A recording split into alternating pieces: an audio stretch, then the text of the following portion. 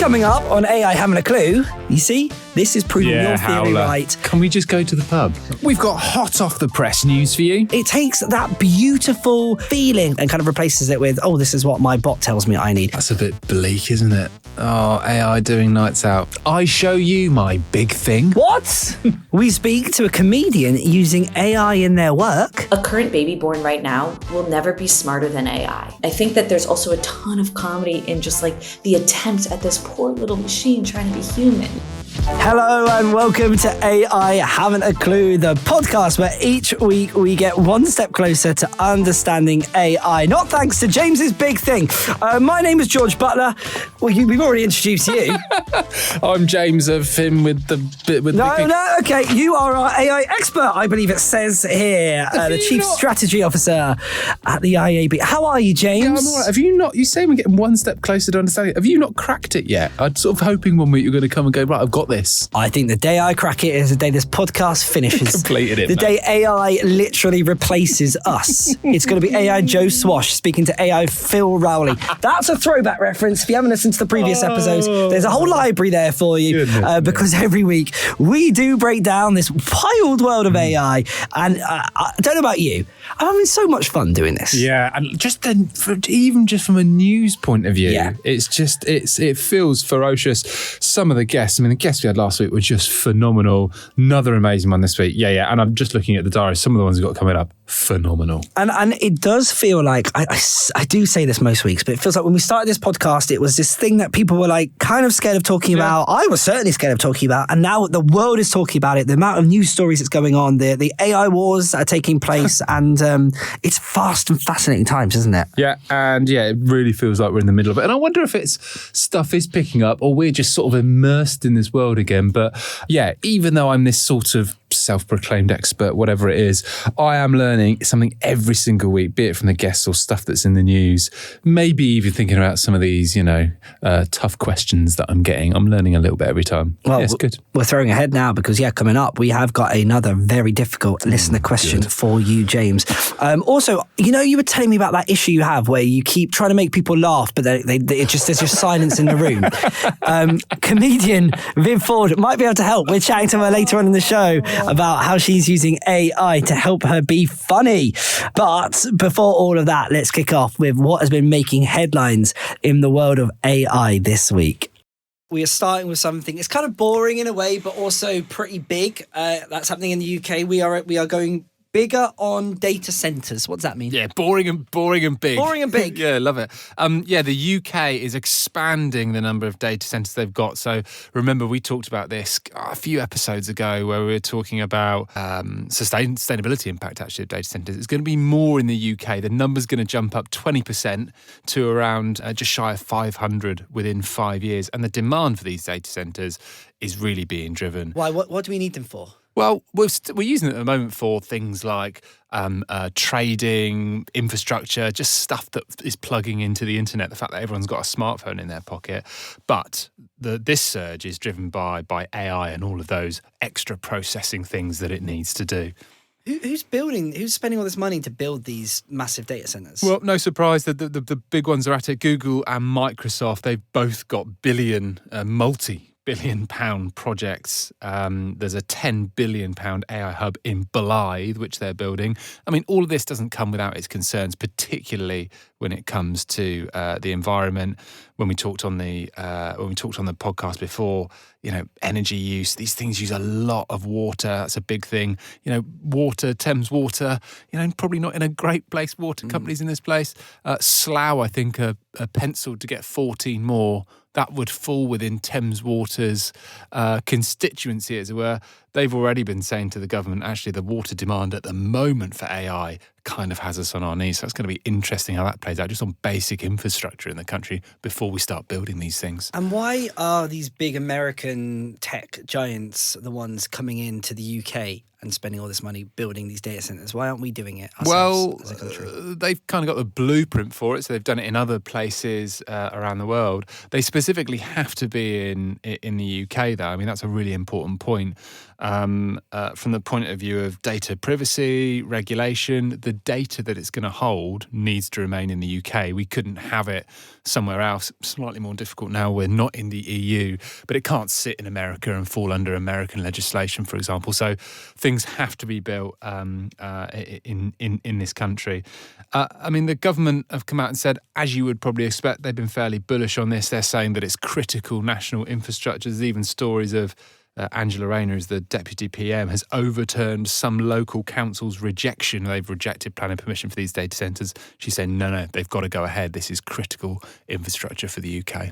Interesting. Big but boring. Yeah, big but boring. James, last week I mentioned that I'd been WhatsApping with Sir Billy Connolly. You didn't tell me that, no. Well, I thought I had been. Turns out I read the news. It's a scam. So yes, what you might be talking about is the fact that scammers, sort of Sir Billy Connolly is the latest one to being scammed. I mean, everywhere you go, you're either seeing Stephen Bartlett in my feed, people like poor old Martin Lewis, he's being scammed. Yeah, Billy Connolly is the latest there. They're going a lot further, though. They're using AI to mimic Billy Connolly's voice as well as his image, and they're basically just tricking fans so much so he's had to come out and say that, look, the only real me on the internet is on Facebook. So if you see me or anyone representing me somewhere else, okay, it's not. I'm sorry, because it's not funny. Really, it is, especially when someone like Sir Billy is obviously his fans are older. These are probably older people that are being more targeted vulnerable, and scammed, sure. and it's. This is an area of AI we don't like. We've talked about it before, but there is a real opening for highly skilled scammers to come in and deceive a lot of people. Yeah, and any system that can be exploited like this, it tends to be new technology as well, like you said, particularly with his audience. But, they're going as far as people are posing as him, they're posing as his wife.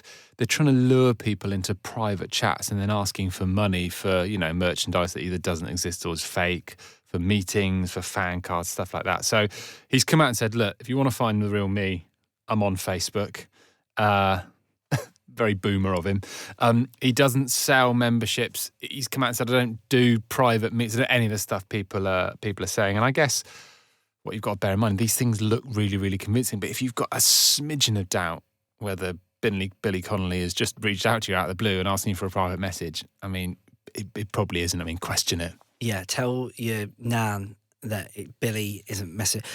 So he's not messaging me now. I do know that. Yeah, but it's okay because I've actually been messaging with Jennifer Aniston. Fantastic. Yeah, that's a long-term thing, you guys. Yeah, we've been chatting for a while, so it's all cool. Yeah, sometimes weekly payments. Now, James, I had a bit of an issue with something that a lot of people seem to be okay with. And you are maybe slightly on the fence on this. That issue was over AI taking notes and recording meetings. Oh, yes. Turns out I'm not the only one that has an issue with this. Yeah, there's a big lawsuit against Otter AI, who are probably considered one of the best in the business.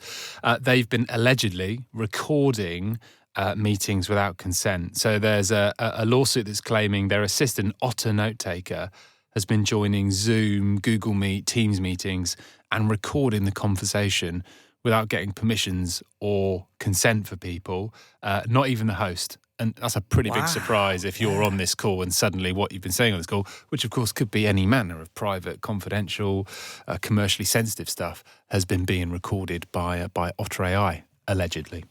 Oh, interesting. So obviously this is, you'd be a little bit scared going into a meeting now, maybe in talking openly and honestly. Do you think this is going to drive face-to-face meetings more? What's the impact of this? I don't know. I think it's probably more likely that there'll be some acceleration around kind of rule, if not sort of etiquette and things around this, probably compliance. We have to work out a way in the same way that when you go on any website, people are asking you, is it all right if we use cookies and you have to accept? I mean, you can argue whether that's the best way to do it. You need to find out a mechanic here that says to everyone who's on that call, is everyone all right if we record this and this is what we're going to do with it? What's the scale of this, James? What's the scale of this breach, potential breach? Potentially massive. I mean, Otter AI reportedly They serve over 25 million customers. It's thought that they've transcribed more than 1 billion meetings since 2016. So if a very small percentage of those have been taken without consent, I mean, these are pretty big numbers, and I think will be a sort of a line in the sand for any other similar technology and how they're going about getting consent before they record stuff. Yeah, it's kind of scary. If you do, if it comes to light that you are privy to a conversation that David, Molly, and I had about you. Yeah. If they don't take it to heart. I got something I want to talk about offline. Actually, yeah. I mean, let's leave it off the pod, right? Because otherwise we'd be like an angry couple, much like the Spanish influencers who missed their flight to Puerto Rico to see Bad Bunny. Yeah, why? What happened to these two? First question, who's Bad Bunny? Bad Bunny is a massive music artist. Really? You're quite familiar with the work of Bad Bunny? Honest, James, I hate to say this. I don't think this is a great reflection of your music knowledge. I'm a millennial, just about geriatric millennial. You're coming across like a boomer here. Bad Bunny, do you want to guess what number in the world he is in terms of the most listened to artists on Spotify? Is he big? Number 12. Is he right really? now? Yeah, huge. Massive. Assumed it's a he. Yeah. Bad Bunny. He would have been great to see live, I imagine. Not that these two got Well, yeah. So these are two influencers, Mary Caldas and Alejandro Cid. They missed their flight to Puerto Rico, as you say. Oh, not influencers. Oh, that breaks my heart because influencers, they come across so well and nice, don't they? Oh, it's such a shame. They asked ChatGPT if they needed a certain type of paperwork. It was actually an ESTA that they would have needed to get into the country, into Puerto Rico. ChatGPT said, no, don't worry about that. You don't need it. They took it at face value. Bowl up, get off the plane. Turns out, of course, they did need it. So Mary made a very emotional TikTok, which went viral. So this got loads and loads, and this got loads of backlash over should you trust AI or not. The Puerto Rican customs were getting a lot of heat saying, wow, it's kind of her and they're big and maybe they should kind of get in. So it kind of blew up a little bit. I think it probably, when we talked about things like the question last week, wasn't it, about doctors and should I trust my GP? Same with this. If it's fairly critical to getting into a country, maybe just don't take ChatGPT's word for it. Find out.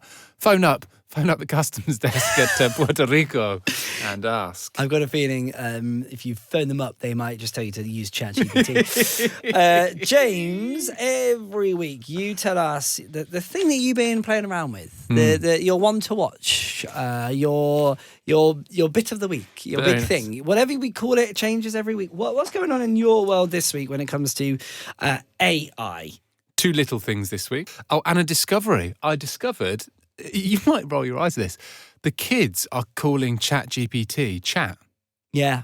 No, I've heard this, yeah. Yeah, I was hearing people in the office and I sort of interrogated, but they're like, yeah, it's just say chat. I just asked chat. Yeah. Hey, chat. Yeah.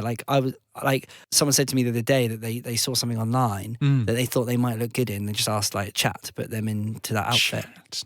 But do you know what? Chat no cap, that's a lie. Yeah. No. Chat major cap. I think this is just getting away from me, this podcast. Anyway, two little things, two very funny throwaway things. One was these cats do not exist.com. You go on it, you click refresh, it creates you a whole 50 sort of squares of different cats and you keep refreshing it. They're just made by AI. Different spin-offs. These humans don't exist. These AI cats are they're crazy. They're great. Quite intense stares. Seriously, the AI cat obsession is outrageous. You go on TikTok, all you see now is AI cats. Is that what it is? Just full of AI cats. You need a bit of a refresh on your For You feed, I think. The other thing that I found, which was actually magnificent, AI Comic Factory. You go in, you give it a prompt, you tell it the type of comic you want to produce, so a sort of American one or more like a sort of Tintin-y type one. There's lots and lots of options. How many pages? You write it a little prompt. I was trying to do something about me and you and that kind of thing. And then it produces you this amazing comic. Oh, really? It's amazing. Maybe I'll find the thing so people can look at it. But yeah, AI Comic Factory, really, really neat. Now, last week you asked, I think it was Grok, who you could replace me with if I had to go on holiday. Remind us of who came out of that. It was, you had Ronan Kemp, which I discarded immediatly Yeah. because He's too cool. That's obviously some sort of way hallucination. way too booked. Joe Squash. Isn't Joe Squash? I Joe want to say. Joe Squash. Him. Yeah. And was it Dean Gaffney? Was Dean Gaffney? What's the That name's not been said out loud for like 25 years. Who was the other one? Oh, Joey Essex. Joey Essex. Well, I thought I would maybe turn the tables and I would ask ChatGPT if I could replace you, my co-host, with someone else. Like, who could I get? Brilliant. And it's come up with, I think, some pretty, interesting options. Some are good. Yeah. Some are not so. Just read the good ones. Ice-T was the first one it came up with, which goes to show you cannot trust, much like if you were going to Puerto Rico to see Bad Bunny, you cannot trust ChatGPT. Though it did have a couple of decent options, which I thought fit your brand a little bit. James May was one. James May, he's like 20 years older than me.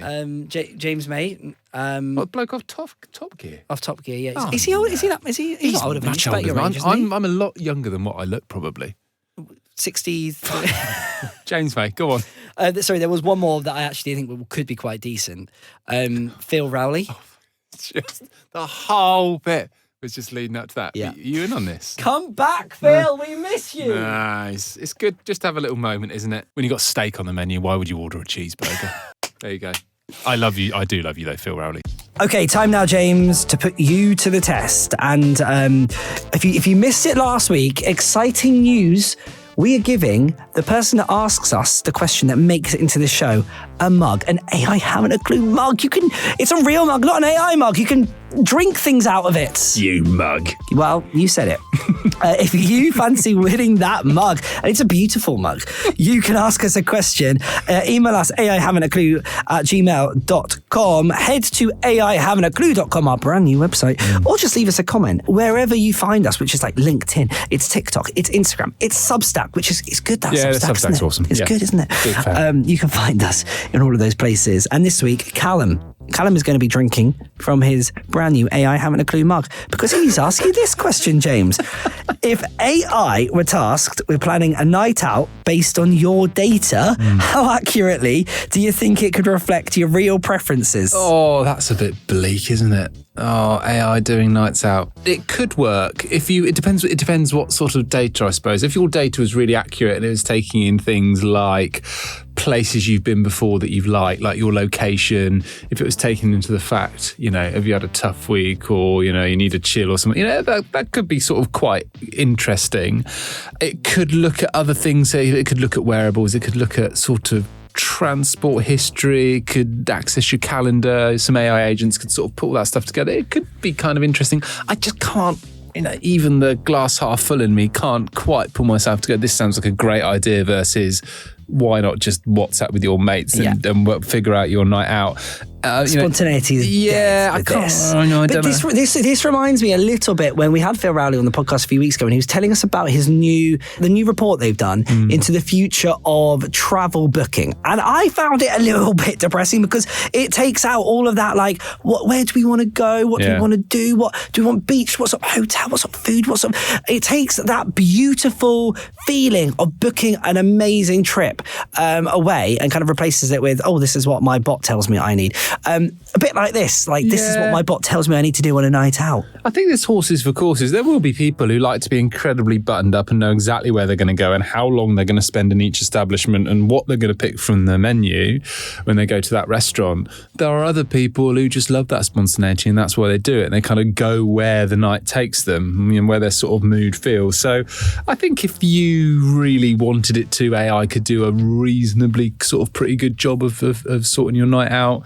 In a world of agentic AI, it could probably reserve your table, pre-book your meal, all that sort of stuff. I don't know if I'm in for that, though. 2 questions for you. Firstly, when you go out for dinner, do you look at the menu before you get to the restaurant? Who doesn't? I don't. What? No, it's much more fun. Gasps you get there, in the, you get AI there, Blue Studio and you there. see what's on the menu. You're like, oh, I fancy that. No, because I don't know no. what I fancy. That's what 3 days That's before. what the specials board is for. James. Okay, right. Here's my second question. AI planning a night out for you. What's happening?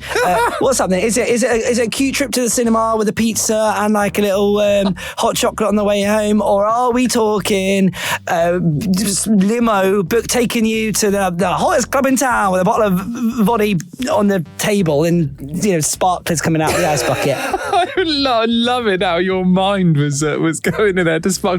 Look, I've got an incredibly beautiful 4-year-old and a 7-year-old. I don't even remember what the night out looks like, quite frankly. So, God, maybe I need AI to plan something for me. My goodness, there used to be a club called Legends where I grew up in rural Dorset. We used to get a bus that we used to call the Wenger bus from the King's Arms down to Legends, which was a slightly nefarious nightclub which doesn't exist anymore. I think it's a soft play now. But yeah, that would have been my ideal night out. Fun fact, I once applied to Big Brother when you had to send in a VHS tape. What? And they was like, describe my ideal night out was going to Legends in Gillingham, and I wonder why I didn't get on. You didn't get on? I'd love to find that tape. Oh, what a different world we'd have been living in if you'd have got on to... What year was this? Like the second one. Wow. When it was proper. That would have been amazing. Fun fact. I'm asking ChatGPT right now, plan an ideal night out for me. This is going to be telling. This is going to depend what stuff you've put in before. All right, let's see. So it wants to know the vibe, the company, the energy level, and the budget, right? So let's do this together. So I want to go with my podcast co-host and producers. What sort of vibe do we want? Chill? No. We want a bit of fun. We want a bit of fun to celebrate our podcast. Yeah. Energy level, what do we want? Bit of lively, bit of cozy, bit of... What do we want? Mid to low. Okay, all right. Mid energy level, keep everyone happy. All right, mid energy level. Needs to be bougie. Bougie. Yeah. A bit of classiness in there. A bit of classiness and music. But the big question, James, and I'm asking James here, Team AI haven't a clue. No, I'm asking James here. What's the budget? What is the budget? Well, you never really want to put ourselves in a pigeonhole on things like budget, but I would say it's a sort of a mid. I'm gonna say what's the budget is open but healthy. Yeah. Okay. Are we ready? Are we ready for this? Dun-dun-dun. Golden hour kicking off with a behind-the-scenes toast, perhaps at a stylish rooftop lounge on a hotel with a panoramic view of the city. Nice, James is getting that round, am I right? We're then having dinner, conversation friendly, but elevated at an upscale modern bistro or creative small plates restaurant. I'm not doing sharing plates. Okay, well, that's fine. We'll go to a little steak place. Just get what you want. Have it, don't. Then a bit of music and atmosphere, a jazz lounge or a speakeasy with a live trio or quartet. Enough rhythm to energise the night, but still talk friendly. Nice. And a closing touch of an after-show debrief at a dessert bar or late-night patisserie. Nonsense. You see? This is proving your theory right. Can we just go to the pub? I mean, what's... Agreed. Callum, the answer is no. No, sorry, mate. No. But enjoy your mug. If you have a question and you want to get your hands on that exclusive mug, then get in touch in all the ways I've already told you. All right, James. Do you know any jokes? What's green and goes camping? I don't know. Boy Sprout. Yeah, right. You might need to be listening into this latest chat, which is with a comedian, Viv Ford, who's taken her San Francisco tech adventures and turned them into an Edinburgh Fringe hit. Viv Ford's show, No Kids on the Blockchain, dives into life with 14 crypto bros. But here's the twist. She road tested all of her material on AI. She's here to talk about mixing human humour with machine logic and why she now calls AI a secret weapon.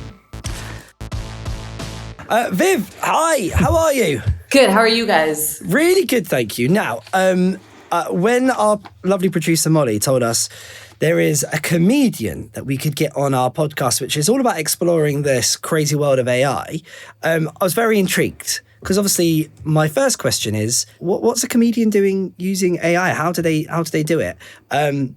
So Viv, over to you. Man, well, let's see. Where do I start? I think I fell into AI in the same way I fell into comedy. I started doing improv about a decade ago, and I just had so much fun with it. And I was like, man, this is just so great. And then I wanted to explore more of what that was. And I fell into AI in the same way. I moved into a house called the Crypto Castle with 14 crypto bros in 2015 in San Francisco, when one Bitcoin was a good old $250. And I moved in completely accidentally because I knew the master tenant, and I had been living in a woman's closet because it was San Francisco and I was paying $1,400 a month. And I was like, get me out of here. And so I fall into this house, and they're all not only interested in crypto, but they're interested in AI. And this is 2015. So I know nothing about this stuff. And I end up working for the guy who moves into the basement, who is building a self-driving car company called comma.ai. And so I kind of launched into comedy and AI and crypto, actually, for that matter, at the same time, and just kind of saw one world evolve very quickly and one world evolve not at all. And comedy got stuck when AI didn't. And so you have to be worried if a world gets stuck and wonder, where does that leave you if this world is rapidly creating? And you have to then find the overlap of this world and this world. Is there something about being in San Francisco that sort of changes your outlook on AI and how you've used it in your work? Yeah, I mean, I think San Francisco is so the tech capital of the world. You're just like met by people who are so techno optimist, to be honest. And so instead of this like doomer approach, which I think is like it's getting so old, to be honest. And it's so tiring, where you just have people that are like so scared of AI, and you're like, don't be on the wrong side of history. Like AI, unfortunately, is just going to be the thing that is going to, it's like a current baby born right now will never be smarter than AI. That's insane. And so it's like thinking in that level is kind of just how people approach technology in general in San Francisco. And so it's an addicting quality of like, no, this technology is cool and it's building, and like, look, you can be a part of the building process. It doesn't need to just take you by storm. I love it. We're going to send George to San Francisco because he's a bit of an AI doomer, to be honest. Oh, so 100%. Get him there. He'll be pilled in no time. No problem. How do you use AI then, Viv? How do you build it into what you do as a comedian? I see it as two different ways. It's funny that you guys are catching me at kind of a funny moment in my, let's say, artistic endeavors, where I know that there's something missing in the world of like education around AI. And I believe that education actually only comes in the form of comedy and entertainment through some form. And so I'm wondering, is there a world where this like missing element of education, AI comedy, is like where I have to go? And like, instead of kind of these people running away from this tool, kind of being like, no, this tool is actually quite promising, and here's what you can do with it. In terms of ChatGPT, like, the incredible thing is that when I feed ChatGPT a joke that I know works on a stage, it will tell me that it doesn't think it'll work. And then when it gives me a joke, it just will never work. So you actually have a pretty good idea. If it thinks something is offensive or whatever, that joke is probably gold, and you should 100% try it. And it's so bad at jokes, which is actually like a really beautiful thing because you don't worry about it.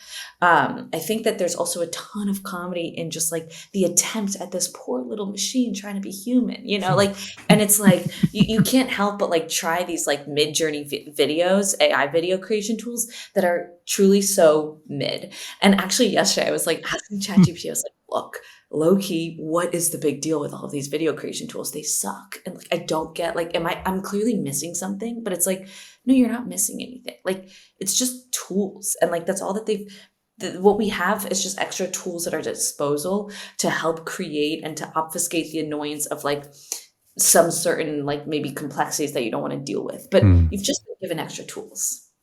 Viv, you know how people say, oh, AI is just getting better and better and better.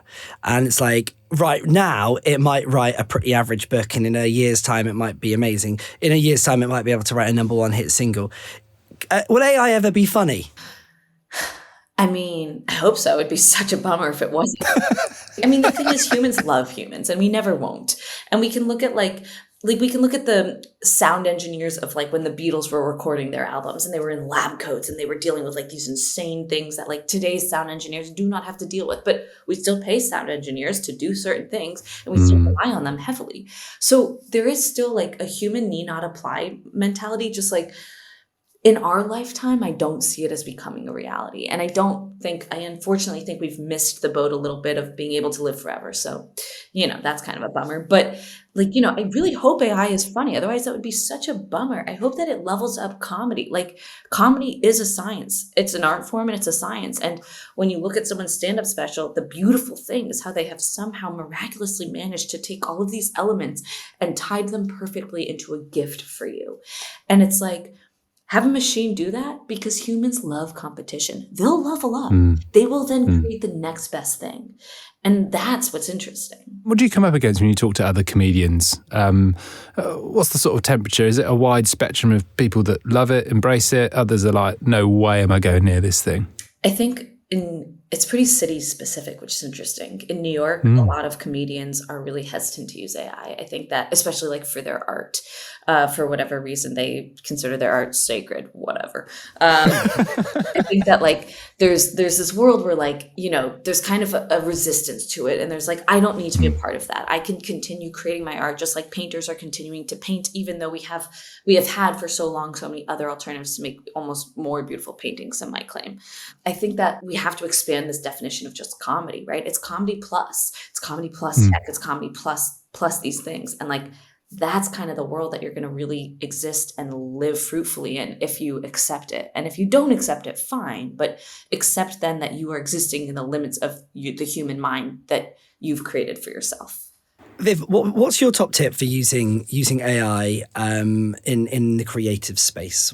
Yeah, I think AI is like your best friend in terms of a reviewer. Like everyone wants a perfect comedy duo. Performing is a lonely thing, and like writing shows and writing bits, like it is a lonely thing. And so like people see like Laurel and Hardy, for goodness sakes, every single person wants a similar person to that. And like, though AI isn't that, AI is your reviewer. So in the sense of like, I remember I was pitching TV show to studios last year, and I had a pitch deck, and I went to AI and I said, hey, read this as if you're a big studio exec and you have no time at all. Give me like the harshest criticism you would give me and feedback. Brilliant. And so you can just create the persona that you need to be reading the thing that you're giving it. And it'll give you this like overarching idea. What it does horribly is pick up like specific details. You can't feed it a 10-page document and expect it to remember that Rebecca is Sarah's aunt and she wears a wedding ring only on Tuesdays and Thursdays. Like AI will not remember that. And in fact, they'll like point out that that's a problem, that you didn't bring it up. And you're like, I did bring it up. And so it's like, that's a lost cause. But in the general air of like, hey, what is the world without a lot of time going to think about this? Thankfully, AI doesn't have a lot of time when it's computing its answer to you. It's a perfect response for that. We have talked to a whole spectrum of creative people about the world of AI. And it's so interesting for us to be able to hear the quite polarizing opinions on whether or not AI is going to damage what we do as humans and our ability to create. Obviously, you take a very different viewpoint and position on that. But at the same time, do you still feel humanity is absolutely integral to that creative process and forever will be? My long answer is, of course. And I say that as a human that desperately wants that answer to be true. We still love to be told stories by people. We still love to watch people mess up. We still love to watch just like humans acting as humans in the world because that feels relatable. The best content in the world is the relatable content. This is something that AI just simply will never have, this relatability of being human in the world. People will fall in love with AI, not because it feels like a human, but because they feel seen and they haven't felt seen by someone else. And so yes, in the sense that like everything that we do that is human in the world, we will give each other again and again and again as human. And that's a true delight in art. But the parts of art that are less that, the parts of art that are more exploratory and pushing boundaries and understanding new worlds, and like to some extent video games is art of some form. Yeah, I think AI is going to deeply shift that entire industry and probably create cooler worlds than you could have thought of, faster, in a faster, more efficient way. And at that point, what are you competing with? The true competition in the future is how human are you? But that's fun because we're all human. You mentioned Midjourney, you talked about ChatGPT. What's your poison of choice? Yeah, I probably Chat, just because I've been using it for the longest. And I know kind of like where it fails. I know where it's bad, but I do really use them all. I have Gemini, Chat, and Grok and Claude, and I'll just feed them all the same question and see what they come up with. And that's been really interesting. Google VO is obviously like very incredible. And yesterday I was playing around with like uploading pictures, and actually I tried to have it create a video of me giving like how I do on a bike. And that was interesting and kind of interesting to like see and witness. But I think that, like on the whole, like these things just have so far to go. And yes, it'll come around quickly. And yes, but I think humans are still going to be necessary in a way that's much longer than we think. I tell you, I would love to know, Viv, what's the funniest bit of content that you've ever, let's say, workshopped on with ChatGPT or with an AI? It's a good question. I mean, the thing is, I can't even think about it, right? Like, I think I tried to workshop this bit that I have that's like crypto, when you're trying to explain crypto to someone, it's like something. And I was like using AI, and then it landed on trying to explain crypto is like trying to explain your dream. I was like, yeah, trying to explain your dream, because people are like, you know what? It doesn't sound real. And also, I really don't care. And it was like, they can give you like the initial idea, and then you can like take it. They'll never give you the full joke, and you have to like run with the full joke yourself. So you kick things off by saying a decade ago, you were talking about AI and crypto at the very early stages. And I'm sure if 10 years ago you'd have explained AI to the average person on the street, they'd have laughed at you and said, that's like Back to the Future 2. That's not happening. That's a sci-fi movie. What's the thing right now that in 10 years' time we are all going to be talking about? It's going to be our reality. What's the thing right now that people would laugh at you if you said this is coming? I think probably people would laugh at you if you say that the baby born today is never going to be smarter than AI. I think people are going to be like, that's just so not true. How can you say that? I think that people would laugh and would scoff at that statement. And I think that in 10 years, it'll be an absolute no-brainer. And you yourself will probably be like, yeah, that thing is smarter than me. Well, I don't know. Maybe you guys are of extreme intelligence. You like no. One of us is. It's smarter than me already. Yeah, exactly. It's an issue. But look, Viv, I honestly, we could chat with you all day. It was so good. Will you come back on? And I'd love to just hear a bit more about how you've been using this tech in your comedy and what the results are and all that kind of stuff. We'd love to chat more. Yeah, I'd love to. I love talking about this stuff, and it's been a joy talking to you guys. So I would love to come back on. Thank you so much for having me to begin with. Oh, pleasure. Thanks so much, Viv. Right, Thank you, Viv. Oh, love chatting to Viv. Her TikTok's awesome as well. She's so good. Just little snippets. Yeah, she's brilliant. And clearly really ahead of tech and what's to come, as well as being a super funny comedian. How much do you reckon she's got in crypto? Oh, I wish we asked. Should have asked. That would have got a laugh out of her, I tell you that. Massive thanks to Viv for chatting. I do hope we're going to get her back on. She'd be great to chat more. Right, time now, James, to head into a territory which is known as the AI Challenge. Oh, good. Well, remind everybody who may have not heard last week what happened. You lost. That's it. You lost. I remember now. You lost. It's confident in my own ability. 6-6. The score is. It's a dead tie. Yeah. But not for long. Right. As we welcome back on to the podcast our fantastic producer, Molly Carter. Yeah. Hello, neck and neck. How's everybody feeling? I'm feeling good. James, not so good. Nervous excitement. You're just nervous. Johnny Cash, June Carter. Any relation or? Maybe down the line somewhere. Could have been. Can I ask, last week, it was a fantastic AI challenge. If you missed it, we were reading one real, one AI love letter. Yeah, one was from Johnny Cash, one was from AI. Producer David is getting married in just literally a matter of days. Does your significant other listen to the podcast? I hope not, because you took the letter home, didn't you? Yeah, I may have taken it home. Emily, if you're listening, this will not be Actually, no, it's very much going to be the speech at the wedding. So ignore everything that you've just heard. Pretend it's new. Pretend it's all new. Yeah, just actually, you know what? I'm just going to tell her not to listen. Best idea. But in all seriousness, how many people are coming to the wedding? A significant amount. But if you could tell them to subscribe and listen, maybe in middle of the speech, just whilst you've really got their attention. It's not worth putting something on chairs. No. That's a good. Get leaflets. Mugs. Don't worry. Mugs. How many? What are you drinking out of? Yeah, exactly. So I've ordered enough mugs for everyone. Super. Brilliant. And great. Yeah, we'll be right at the top of the charts by that. Well All right, thank you, David. That's all. That's all. Molly, back to you. So this week's challenge, neck and neck, much to play for. A couple of weeks ago, we had the lovely Gayanne Potter on. She does train announcements. ScotRail. Well, ScotRail. yeah, I mean, Gayanne doesn't. The AI Gayanne does. Yeah, good point. Yeah. Of difference. Well, funny you should say that because I've taken some train tannoy announcements. Some are real ones. You might have even heard of some. And the others are fake. You might want, if you're listening at home, why not grab a pen and paper right now? Oh, yeah. Love it when it gets interactive. There's 8 clips coming up.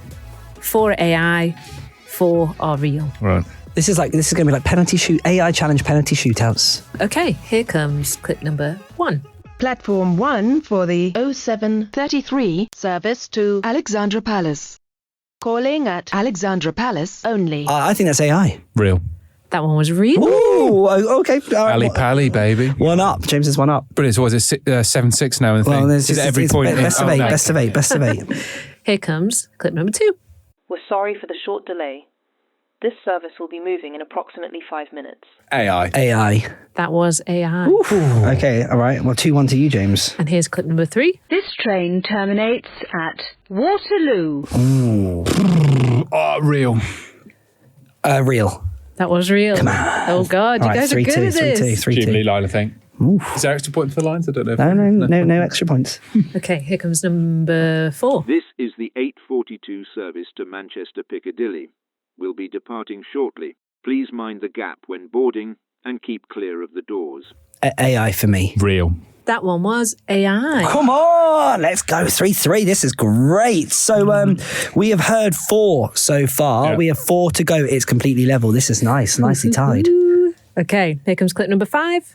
We are sorry to inform you that the 1927 LNER service to Lincoln has been delayed by 25 minutes. It's hard. I'm going AI. No, I think it's human. That one was AI. Oh, let's go. Come on, 4-3. Ooh, Yeah. James just missed. He just blasted his penalty kick over the bar. Here comes clip number 6. Platform 1 for the 1933 service to Nottingham. Yeah, it's real. Calling at Nottingham only. This train is formed of 3 coaches. Real. Real. That was real. Okay. I remember 4. He's in a dominant position. 4-3 you can up. play the percentage. No, thank you very much. No, thank you very much. So there's 2 clips to go. 2 clips to go. All right, okay. Woohoo. Okay, here comes clip number 7. We're now approaching Crewe. When leaving us here, make sure you have all your luggage and belongings with you. And please mind the step down to the platform. I tell you what, I'm happy to go first for the last 2. I'm happy to go first for the last 2, just so you can't accuse me of cheating. AI. You reckon? I think so. It was chipper for Crew, wasn't it? AI. That one was real. Oh, so it remains 4-3. Missed opportunity for James. So this is the final clip. I am 4-3 up. James, I'm going to go first again. If I get it right, obviously, I will win this week's challenge. But if you get it right, then it's a tie. A lot is riding on this clip. Molly, can we hear it, please? Chloe Kelly time. Here we go. Our next station is York. Please take all your belongings with you and mind the step down from the train to the platform. This is interesting because it could be an old clip from back in the day, but I think it's AI. I don't really have an option but to say it's real. That one was AI. Oh, you love to see it, man. So we are no longer tying as I take the lead in the AI challenge. I'm not going to rub it in, James. Have you been in the lead before? Well, you know what? Heights, I don't my look friend. back. I look forward. Don't get a nosebleed up there. I think that's your issue. You've been looking into the past too much. Molly, thank you. That was great fun. And hopefully if you played along with us at home, you did better than James. That is all we've got time for on this week's edition of AI Having a Clue. A huge thanks to the hilarious and incredibly talented Viv for joining us earlier on. Obviously, if you do have a question for next episode, or maybe you just want to tell us a weird AI story, then get in touch. We'd love to hear from you. aihavingaclue@gmail.com or via the website aihavingaclue.com. You know the drill. We're on Substack, and it's good, that Substack, isn't it? It's good, isn't it? You can catch us on YouTube as well. And please, without needing to sound desperate, do subscribe, rate us, and share the podcast with your friends. David's doing it in his wedding speech. You could at least tell your neighbours about it. Thanks to Team AI Having a Clue, David, of course, and the brilliant Molly Carter. We will catch you next time. But for now, James, remember... I don't like losing, but stay curious.